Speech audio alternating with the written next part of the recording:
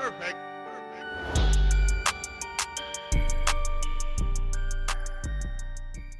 Hey, what is going on YouTube? It's your boy Tylord, and I am finally back with more Let's Play World of Warcraft, The Burning Crusade. This is episode 43, and we are going to get right into the nitty-gritty of it concerning the lore around Netherstorm.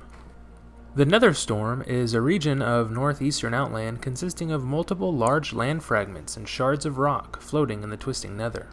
It was previously known as Farallon, or the Fields or Plains of Farallon, a lush island in the barrier sea of beautiful forests, and a verdant open range east of Grom'Gol, or Blade's Edge Mountains, until it was broken during the Sundering of Draenor.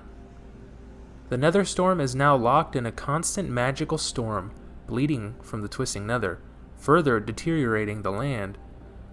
Magical lightning arcs within a thick haze of violet cloud, and bands of pure magical energy wrap their way across the sky. Some of its wild creatures include nether rays, mana worms, and colossi. The Eye of the Storm battleground takes place in one of the floating islands suspended above the Netherstorm, not far from the Tempest Keep, where the Exodar Draenei fight the Silvermoon Blood Elves for the control of this nexus of power. Ancient history. When the ancient spore mound Botan was killed by the Colossals, the bulk of its corpse formed a vibrant region later called Farallon, which became a stronghold of the Primals. Before the Sundering of Draenor, Farallon had a coastline on the Devouring Sea. Besides the Primals, Farallon was also home to some giants, and the presence of Farallon breakers in modern Netherstorm indicates that more breakers might have been present as well. Recent history. Farallon was also once home to a Draenei city of the same name. After the destruction of Shattrath City and the defeat of the Draenei, the Horde began to attack Draenor's other races. Kilrog Deadeye led the Bleeding Hollow clan on a campaign into Farallon, which now served as the last bastion of the Primals. Its isolated location also made it one of the few places on Draenor unaffected by fell magic. After crossing the ocean with the help of ogre shipwrights, orc warlocks leached life from the Primals and used the stolen power to set the island's dense forests alight, while Kilrog and his army slaughtered every Botani and Jinnassar they could find. During the invasion of Draenor, the Kirin Tor members of the Alliance expedition settled on Farallon and created Kirinvar village. When Ner'zhul's portals destroyed Draenor and transformed it into Outland, Farallon was transformed into the Netherstorm. The Twisting Nether constantly ate away at the Netherstorm's borders, and its chaotic magics slowly bled into Outland. The Burning Crusade.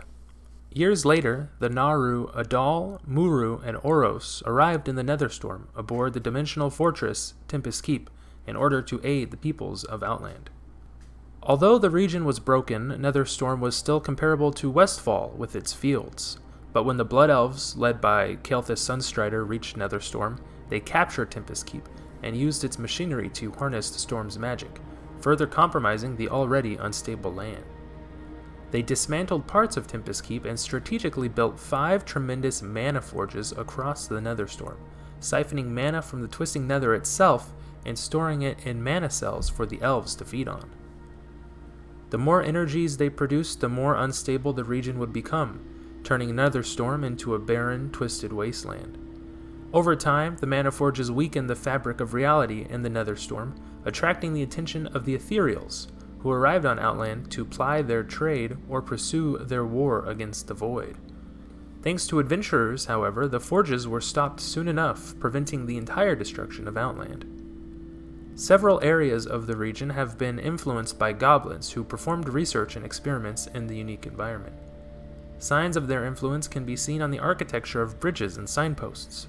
They have erected a major base in the form of Area 52 on the southwestern island, and another smaller base in the east called Cosmo Wrench.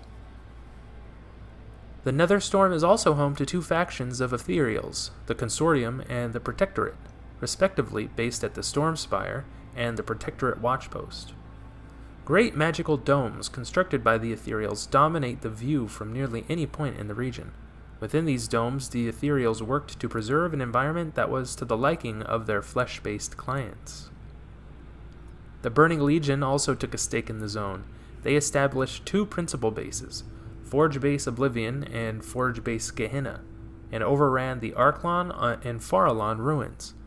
Their representatives could also be found close to Kelthis' Blood Elves, namely the Mana Forges spread across the region. Geography. The region known as the Netherstorm is comprised of lands situated on 7 relatively large floating islands and thousands of smaller rock fragments interspersed amongst them, which are the remnants of the once lush fields of Farallon. The original color of the rock is unknown, but since the deterioration of the land began, the bedrock and soil have assumed a sickly purple color that supports absolutely no plant life, barring Netherbloom. As the original landmass was ripped apart and warped into its current state, great fissures opened, and jagged, lopsided spires and platforms of rock were thrust upward. Like many other regions of Outland, great floating islands hover unnaturally above the landscape, some found spinning listlessly hundreds of feet above the surface. By land, the Netherstorm can only be entered by crossing the goblin-built gyro-plank bridge, which spans the gap between the eastern border of the Blade's Edge Mountains and the Netherstorm's westernmost island. A short hike down the road from the bridge leads to the goblin outpost of Area 52, where the goblins under Rocket Chief Fuselage work to protect their nether rocket technology. Several Draenei ruins also populate the region. The ruins of Inkat lie to the northwest of Area 52 and are inhabited by the restless spirits of fallen Draenei who once lived there. The Arklon ruins, further to the east, are inhabited by demons of the Burning Legion, hunting for Draenei artifacts of power. In the far north of the Netherstorm lie the ruins of Farallon, also infested with powerful demons. The Burning Legion has several holdings in the region in addition to the Draenei ruins.